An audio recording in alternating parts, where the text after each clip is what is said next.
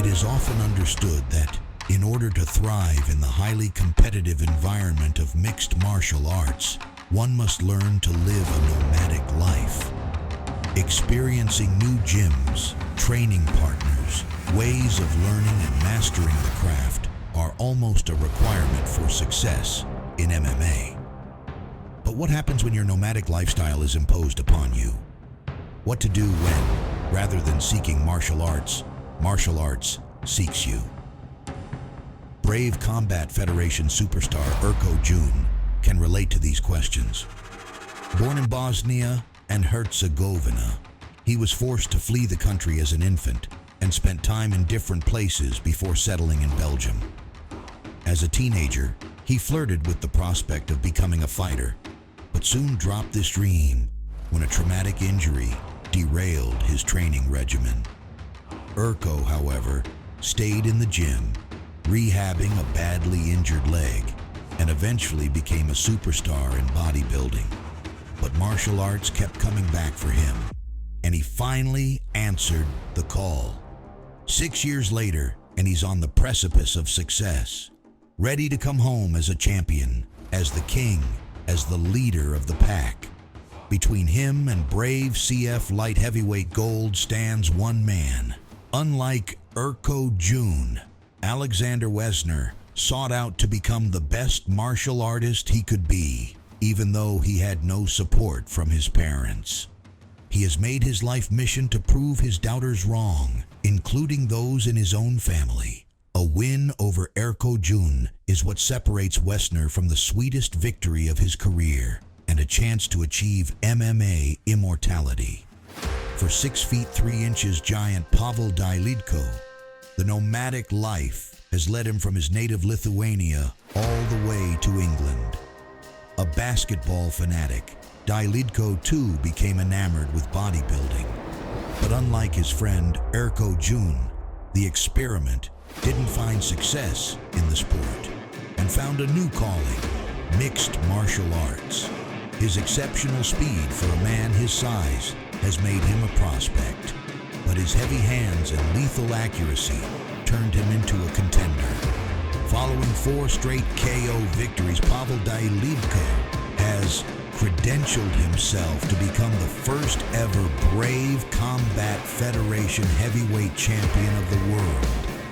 Before Erko Jun attempts to become the first man from the Balkans to earn a Brave Combat Federation world title, Pavel Dailidko faces Patrick Dubiela for the inaugural heavyweight championship. Lifetimes of struggles converge on September 28th. The Balkans' capital of MMA for that night, Ljubljana, Slovenia, will witness 2 new world champions. A partnership between Brave CF and WFC, one of the leading regional organizations for MMA in Europe, will provide fans with the utmost showcase for mixed martial arts.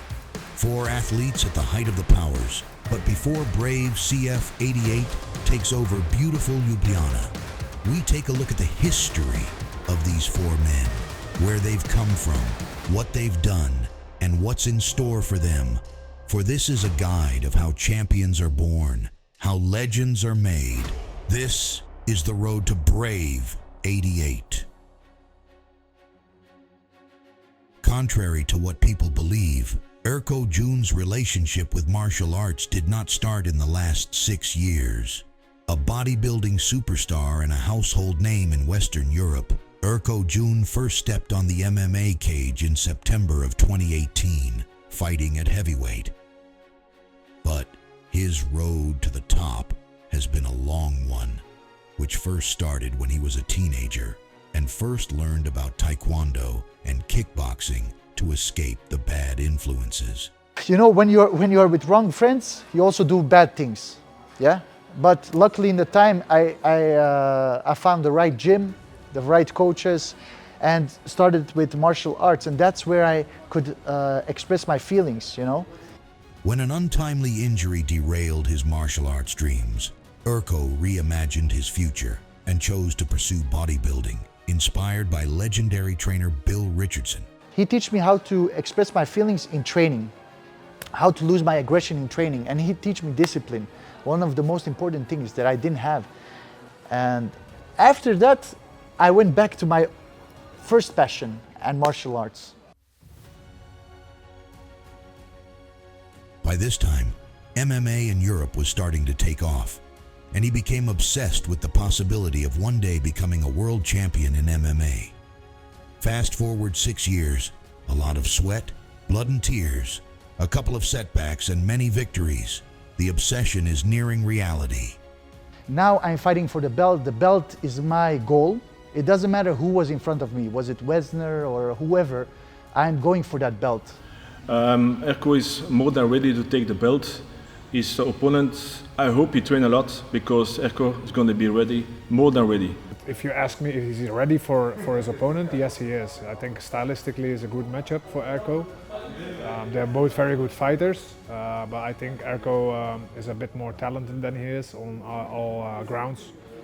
And I think Erko will be more prepared to win this fight because he's way more hungry. If my band wins, then I give him a big hug and a big kiss. Standing between him and the brave CF light heavyweight world title is Alexander Wesner. Unlike his opponent, Wesner has sought out martial arts his entire life. From the age of 11, when his father pushed him into boxing training after he lost a street fight, Alexander has made it his life mission to become a champion in martial arts. When I was like 12, 13, or 11, I don't know, I think it was 11, I got in a fight, I lost it. My father was very angry about it, told me to start to protect myself, to learn it. So I started boxing. And he's now very close to achieving a lifelong ambition. For 27-year-old Wesner, this particular victory could prove to be extra sweet, as he expects the Slovenian crowd to have Erko's back. Most guys, they are on Erko's side, and because it's his home. It's his home. He's home there. I will come there. Like maybe 50 people will be for me, and the rest will be for Erko. And that's that thing for me, because when I win there and I get the crowd, it's the best thing ever. Indeed, Ljubljana and Slovenia have embraced Erko as one of their own, and it is very likely that the full Hala Tivoli will be cheering for the bounty hunter. You know, having the support is always amazing. As a fighter, having a support from anyone is amazing.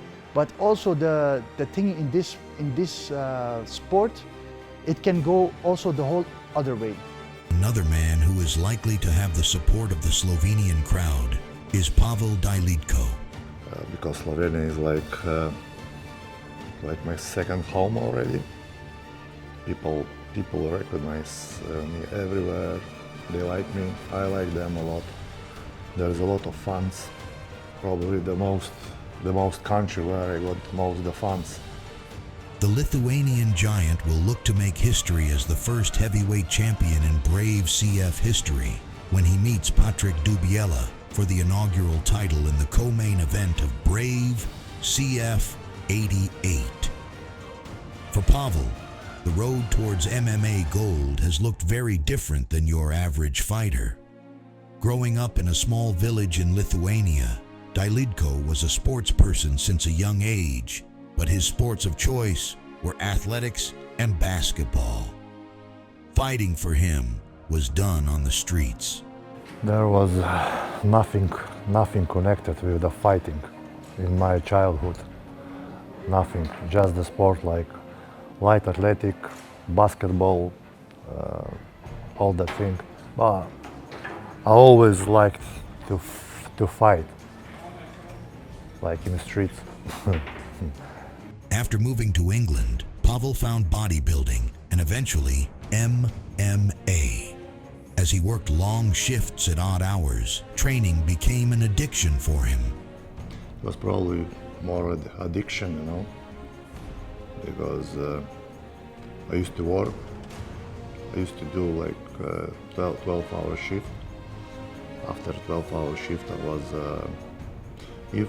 if I wasn't doing like weight training, so I was traveling to another city like probably half an hour, 45 minutes after the work, because there was not any close gym for me like to train MMA. There was boxing, kickboxing, but none of the MMA. So I needed to go like travel every day. So it was more like addiction, you know. I liked to do that. With his teammate now holding gold, it is time for Pavel to follow suit, and he will have the opportunity to do just that against Dubiela. He's fighting for the Brave heavyweight title, which there's never been a heavyweight champion of Brave, but he's one of the coolest fighters in all Pasha. Before fights he's cool, he doesn't get nervous, so I think he'll handle the pressure well. Of course there is little pressure because the fight, you know, it's not walking in the park, but he's more than ready for a task. When asked about Dubiela, Dailidko is straightforward. He's dangerous, but he's not that dangerous as me. Patrick Dubiela has come in on short notice to replace Azamat Nuftilayev and will have the opportunity to shock the world at Brave CF 88.